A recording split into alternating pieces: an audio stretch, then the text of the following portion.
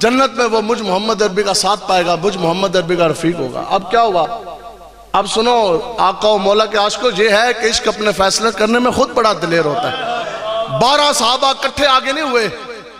صحابہ فرماتے ہیں پھر ہم نے دیکھا حضور کا ایک ایک غلام، سب سے پہلے ایک انصاری صحابہ آگے ہوئے، لبیک کا نعرہ لگا کر پورے کفر کو ڈیکا لگا دیا، لیکن آقا و مولا کی طرف کوئی تیر، کوئی بچھی، کوئی تیر، کوئی تلوار نیزہ نہ آنے دیا۔ بالآخر جناب پورا جسم تیروں سے چھلنی ہو گیا، جسم کٹ کٹ کے جناب اس طرح خون بہا گیا، جسم کے ٹوٹے ٹوٹے پر خچے اڑ گئے، لیکن حضور کی طرف کوئی چیز آنے نہ دی۔ اب آقا و مولا کے قدم مبارک میں جان نچھاور کر دی، جنت کا ٹکٹ بھی مل گیا۔ آگے آقا و مولا نے، یہ ہے عاشق مصطفیٰ کے امتحان۔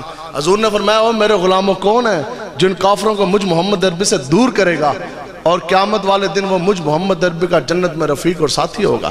دوسرے صحابی، پھر تیسرے صحابی نے جسم کے ٹوٹے کروا کے جام شہادت نوش کیا، پھر چوتھے، پھر پانچویں، پھر چھٹے، پھر ساتویں، پھر آٹھویں، نویں، 10ویں، 11ویں آلند نال 11ویں، پھر 12ویں والوں کے نام 12ویں حضرت طلحہ بن عبید اللہ۔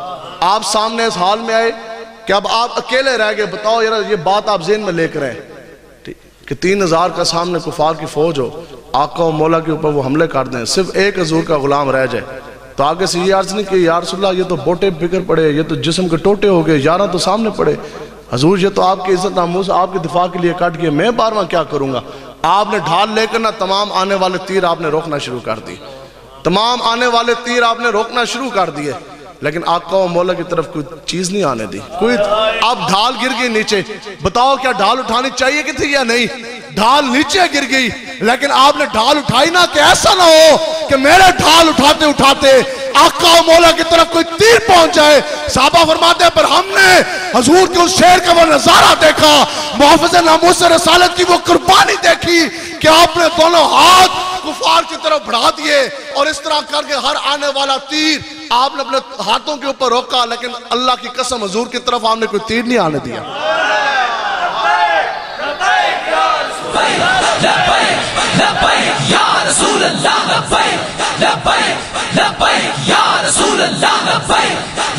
اب سنو ناموس رسالت کا مقام کیا ہے؟ اللہ تبارک و تعالیٰ نے درجات تو بنائے ہیں نا، تو ایک درجہ، پھر اس سے اوپر، پھر اس سے اوپر، پھر ایک درجہ جو سب سے اوپر ہے۔ سنو ایک حضور کے غلام ہے حضرت شماس، آپ نے آقا و مولا کا دفاع کس طرح کیا؟ جب ذرا بھی نہیں، ڈھال بھی نہیں، ٹھیک ہے، روک بھی نہیں سک رہے تھے، اور اتنی تو قوت تھی کوئی نہیں کہ ہر آنے والا تیر جون سا ہے وہ روکے، تو صحابہ فرماتے ہیں کہ پھر انہوں نے آقا و مولا کا دفاع اس طرح کیا، جب چاروں طرف سے، چاروں سمت سے حضور کے اوپر جو حملہ ہوا نا، جو تیروں کی برسات ہوئی، تو فرماتے ہیں پھر آپ نے آقا و مولا کے گرد آپ اس طرح بھاگنے لگ گئے، اس طرح، اور اس طرح بھاگتے بھاگتے ہر آنے والا تیر حضرت شماس نے اپنی آنکھ پہ لیا، چہرے پہ لیا، اپنے جون سے ہے وہ رخسار پہ لیا، سینے چھلنی کروا دیے، پشت بھی چھلنی کروا دی، پورا جسم حضرت شماس نے تیر آقا و مولا کی طرف آنے والے اپنے جسم کے اوپر لیے، لیکن حضور کی طرف کوئی تیر نہ آنے دیا۔ اب جناب پورا جسم چھلنی ہو گیا، آپ گر گئے، آپ شہید ہو گئے۔ اب سنو حضور کی غلامی کا فیض کیا اور آقا و مولا کا جو محافظ ہے اس کا مقام کیا۔ 71 صحابہ شہید ہوئے جنگ احد میں۔ سب سے پہلے اب یہ جب غزوہ احد ختم ہو گیا، اب کیا ہوا؟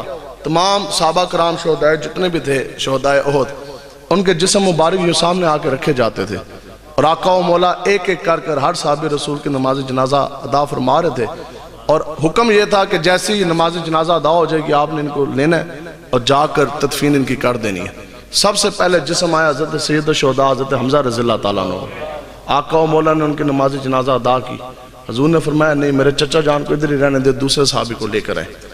پھر دوسرے صحابی آئے، دوسرے صحابی کا نماز جنازہ ادا ہوا، ان کو لے گئے، پھر تیسرے، چوتھے، 70۔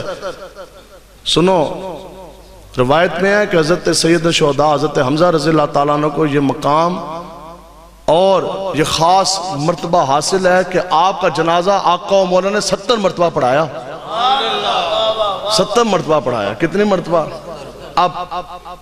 اب اگلی بھی بات سنیں، یہ تو کتنی سرور والی بات، اب اس سے بھی اگلی بات سنیں۔ اب جناب جسم لایا گیا حضرت شماس کا، محافظ ناموس رسالت کا، جنہوں نے آپ کا دفاع کرتے کرتے ہر تیر اپنے چہرے پر، چھاتی پر، اپنے جسم پر لیا۔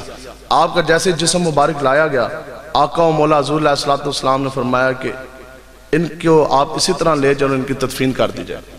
یعنی آقا و مولا حضور علیہ السلام نے نماز جنازہ ان کی ادا نہیں کی. تدفین ہو گئی. اس کے بعد تمام حضور کے غلام مدینہ پاک چلے گئے. کہتے ہیں جی ہم میں بڑا تعجب، یہ بات رستے میں بھی ہم کرتے ہیں. آقا و مولا کی بارگاہ اقدس میں حاضر ہوئے، عرض کی یا رسول اللہ ہم نے آپ کا معمول دیکھا کہ آپ تو کبھی بھی نماز جنازہ تک نہیں فرماتے، تو آخر کیا وجہ ہے؟ بھی صحابی رسول اتنا جلیل و قدر صحابی بھی ہے، پھر اتنی عظیم قربانی کہ جناب آپ کی طرف کوئی تیر نہ دیا، پورا جسم چھلنی کروا دیا. جب ان کا جسم مبارک آپ کے سامنے رکھا گیا، یا رسول اللہ آپ نے ان کی نماز جنازہ ادا نہیں فرمائی. آپ نے حکم کیا کہ میرے غلاموں اس میرے غلام شماس کو اسی طرح لے جائیں اور آپ اسی طرح ان کی تدفین کر دیں. علماء تشریف فرما نماز جنازہ پڑھنے کی وجوہات دو ہی ہیں. پہلی وجہ یہ کہ بخشش کے لیے، میت کی حاضر میت کی بخشش کے لیے. تو صحابہ تو سب ہی بخشے نا، ہر صحابی رسول جنتی جنتی، ہر صحابی رسول جنتی، وہ تو سب بخشے ہوئے. اگلی بات دوسری وجہ جو ہے نماز جنازہ ادا کرنے کی یہ ہے کہ حاضر میت کے درجات کی بلندی میں سنو آقا و مولا کی عزت ناموس کے پہرے دارو، یہ ہے مقام محافظ ناموس سے رسالت. یہ وہ مقام ہے جو ممتاز قادری صاحب کو بھی ملا، جو خادم حسین رضوی صاحب کو بھی ملا. کیوں جی یہ تو بہت بڑے مقام ہے نا. یہ دعا آقا و مولا کی اس طرح دعا ملتی. آقا و مولا حضور علیہ السلام نے فرمایا کہ میرے غلاموں میں نے شماس کا جنازہ اس لیے نہیں پڑھایا کہ جب کفار نے ہر طرف ہر سمت مجھ محمد عربی کے اوپر تیروں کی برسات کر دی، پھر میں نے دیکھا کہ شماس نے نہ چہرہ دیکھا نہ اپنا سینہ دیکھا، پورا جسم کیا کیا جی تیروں سے چھلنی کروا دیا. میرے گرد یوں وہ چکر لگاتا رہا، پورا جسم مجھ محمد عربی کے دفاع کے لیے تیروں سے چھلنی کروا دیا. ہر اس کا قدم کے اٹھنے کی وجہ سے، ہر سانس لینے کی وجہ سے اللہ تبارک و تعالیٰ نے شماس کے درجات میں اتنی بلندی دی کہ اللہ تبارک و تعالیٰ نے شماس کو اس مقام پہ بٹھا دیا جس سے آگے اللہ تبارک و تعالیٰ نے خود بھی دوسرا مقام پیدا نہیں کیا. کیا بات ہے.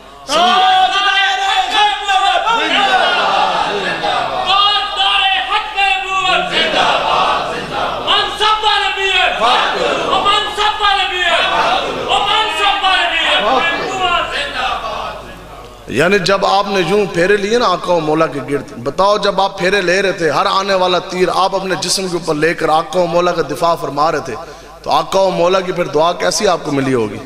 اللہ تبارک و تعالیٰ کا کیسا فضل ہوا کہ آپ جو پھیرے لے رہے تھے آقا و مولا نے فرمایا کہ ہر ایک پھیرے کے اوپر جیسے جیسے وہ میرا غلام وہ اس طرح قدم اٹھاتا جا رہا تھا، ایک ایک سانس کے اوپر اللہ تبارک و تعالیٰ نے درجات پہ اتنی بلندی دی کہ اس سے آگے درجہ اللہ تبارک و تعالیٰ نے خود بھی نہیں بنایا. اتنے بلند مرتبہ پہ اللہ تبارک و تعالیٰ نے حضرت شماس محافظ ناموس سے رسالت جنہوں نے آقا و مولا کے دفاع کے لیے اپنا جسم پیش کیا، تو اللہ تبارک و تعالیٰ نے وہ مقام سے نوازا. بس یہی وہ بات ہے. اب بتاؤ پھر ممتاز قادری صاحب کو اللہ نے کس مقام سے نوازا ہوگا؟ بات ہے کہ نہیں ہے؟ اب اس پہ اگلی بات سنیں کہ یہ ہیں وہ باتیں. آج لوگوں کو بڑی پریشانی، ان کو یہ دنیا دار کمینے ان کو تو پتہ کوئی نہیں قرآن و حدیث ہے کیا، ان کو کیا پتہ کہ آقا و مولا کی غلامی کا فیض ہے کیا. اب جب آقا و مولا کے غزوہ احد میں حضور علیہ السلام کا تاریخی دفاع کیا حضرت سعد بن ابی وقاص نے، اور آپ اس وقت کے ٹاپ کے نشانہ باز اور آپ تیر انداز تھے. آپ فرماتے ہیں کہ میں نے ایک نہیں دو نہیں 100 نہیں، آج تو جو بندہ 2 باتیں بھی اللہ کے رسول کے سامنے نہ کر سکا. آج ہم یہ کہتے جی ہم بہت بڑے حضور کے غلام، آج ہر بندے کا یہ دعویٰ ہم بہت بڑے عاشق مصطفیٰ. بتاؤ وہ انسان جو پوری زندگی آقا و مولا کے نام پر ایک بچہ بھی نہ کٹوا سکا، وہ حضور کا غلام نہیں ہو سکتا. وہ کون سا حضور کا غلام اور وہ کون سا عاشق جو اپنے نبی رحمت کے لیے پوری زندگی ہاتھ پہ کڑی نہ لگوا سکا؟ وہ کون سا حضور کا غلام جو 2 دن 2 راتیں آقا و مولا کی عزت کی پہرے داری کے لیے جیل کی سلاخوں کے پیچھے نہ گزار سکا؟ حضور کا غلام تو وہ ہے کہ ہو اڈیالہ کی جیل، سامنے پھانسی کا پھندا لگاؤ، پھر ممتاز قادری صاحب کی ٹانگیں کاپی نہیں بلکہ سینہ تان کے چلے اور پھانسی کا پھندا چوک کے لبیک یا رسول اللہ کا نعرہ لگا دیا. لبیک یا رسول اللہ، لبیک لبیک لبیک یا رسول اللہ، لبیک لبیک لبیک یا رسول اللہ، لبیک لبیک لبیک. آپ سنو، آپ فرماتے ہیں میں نے 1 نہیں 2 نہیں، آپ فرماتے ہیں کہ قریب 1000 تیر میں نے اللہ اللہ کے رسول کے دشمنوں کی طرف چلائے، اور کس حال میں چلائے کہ جو آقا و مولا حضور علیہ السلام کے سامنے کھڑے ہو کر حضور کا دفاع بھی فرما رہے ہیں، آقا و مولا کا دفاع بھی فرما رہے ہیں، اور کافروں کی طرف جو سے ہیں وہ تیروں کی برابر برسات بھی کر رہے ہیں۔ اب جب آپ تیروں کی برسات کر رہے ہیں، آپ فرماتے ہیں کہ پھر میرے تیر جناب ختم ہو گئے۔ فرماتے ہیں اس کے بعد آقا و مولا اپنے ترکش سے نکال کے مجھے تیر عنایت فرما رہے تھے۔ منظر سوچیں آپ آگے، یہ وہ بات ہے، یہ ہے محمد عربی کے غلاموں کی شان۔ ان کے نشانے پکے کیوں ہوتے ہیں، خطا کیوں نہیں ہوتے؟ یہ بھی یہاں آپ مسئلہ سن لیں۔ آپ فرماتے ہیں میں ہر تیر چلا رہا تھا، ہر تیر چلانے پر اللہ تبارک تعالیٰ سے یہ میں دعا کر رہا تھا، یا الہی آج میں اپنے نبی رحمت کی دفاع کے لیے کفار کی طرف میں تیر چلا رہا، یا الہی میری یہ دعا قبول فرما، یہ تیر مجھ ساتھ کا تیر نہیں بلکہ یا اللہ اس تیر کو تو اپنا رب کا تیر بنا، یا اللہ یہ میرا تیر نہیں، یا اللہ یہ تو تیرے نبی کے لیے چاہ رہا ہے، دراصل تو یہ تیرا ہی تیر ہے، تیرے فضل سے ہی چاہ رہا، حضور کی دعا سے ہی چاہ رہا۔ پھر آپ فرماتے ہیں 1000 تیر چلائے قریب، لیکن ایک تیر بھی نشانے سے آر پار نہیں ہوا، نشانہ خطا نہیں ہوا، ہر ایک تیر کافروں کا سینہ پار کر گیا۔ یہی وہ وجہ ہے جب غازی ملک ممتاز قادری صاحب رحمت اللہ تعالیٰ علیہ آپ نے جب 27 گولیاں ماری شیطان تاثیر کو، تاکہ میں خود پولیس میں رہا، مجھے یہ پتا ہے یہ اس ویپن کا نام ہے AK-47 SMG semi machine gun, اس کا کبھی بھی پورے کا پورا ٹارگٹ جون سے ہے وہ ٹارگٹ پہ نہیں لگتے فائر۔ آخر 27 گولیاں، یہ تو جناب دعویٰ کرنا بڑا آسان، اس بے غیرت کو کیا پتا؟ ہاں جی ہم مدینہ کی ریاست کے دعوے دار، جب تسی حضور دے اتنے غلام ہو تو پھر گستاخ رسول تمہارے سامنے کھڑا کرتے ہیں، پتہ لگ جائے گا کہ تم حضور کے غلام ہو کہ نہیں۔ اگر ہو محمد عربی کے غلام تو ممتاز قادری کی تو کرتے راہ کر تم نہیں پہنچ سکتے، ممتاز قادری کی طرح 27 گولیاں تو تم مار نہیں سکتے۔ اگر تم ہو حضور کے غلام تو گستاخ رسول کو صرف ایک گولی مار کے دکھاؤ۔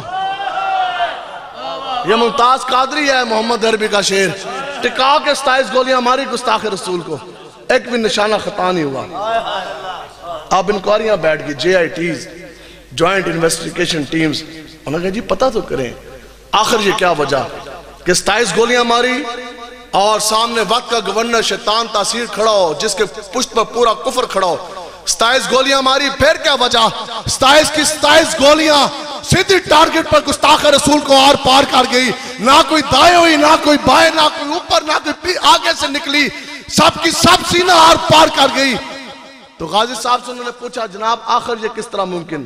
تو آپ مسکرائے، آپ نے فرمایا نشان خطا دنیا دار کمینوں کے ہوتے ہیں، محمد عربی کے غلاموں کا نشانہ کبھی خطا نہیں ہوتا۔